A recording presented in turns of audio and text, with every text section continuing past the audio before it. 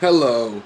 NLP wrote a comment in my reply to FreeWill of a thermostat that this is a reply to.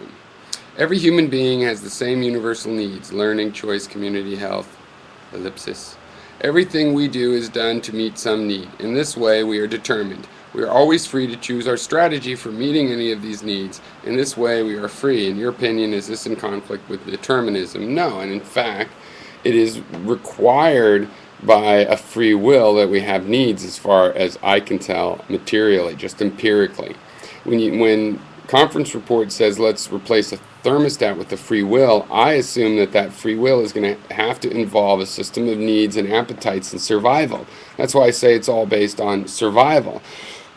You're not going to get a will unless it's in a thing that wants to survive, so the thermostat has to survive. In order to make a thermostat that would do your bidding of just keeping your house the temperature you want for your survival, you'd have to genetically engineer it into a situation where somehow it doing that achieved its own survival, and it would then make its free will choices within the range of what helped its own survival.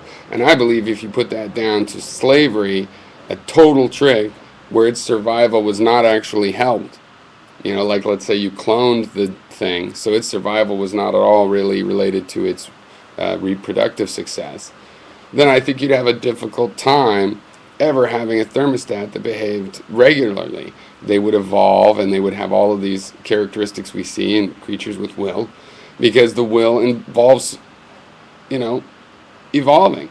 It leads to through this Darwinian maze of evolutionary change, which ideally we think of as progress, but whatever, but change.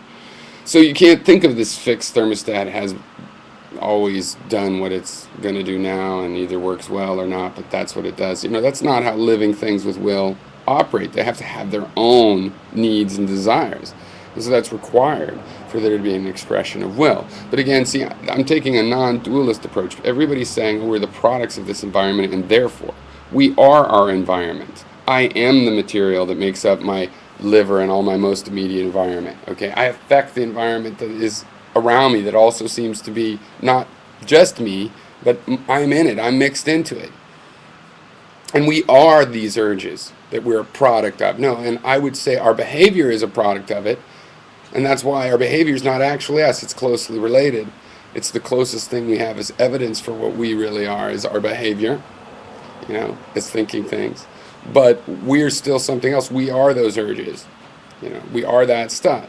So the fact that there's urges to resist, of course it's a part of will, because we are the urges. I mean, creating the urges and then filtering them and creating new ones and filtering them, that's how this works. It requires needs and urges, as well as the filters and all of the things that we experience. Well, not all of them. I can't need all of them, but you know what I mean. Hopefully. All right, cheers. Oh, I got my eyes cut off that whole time. Yeah, that's accidental, actually. I don't like that when that happens, but I do that a lot, because when I'm starting, I'm like this, and then I'm reading things, and I go for it. It has been explained.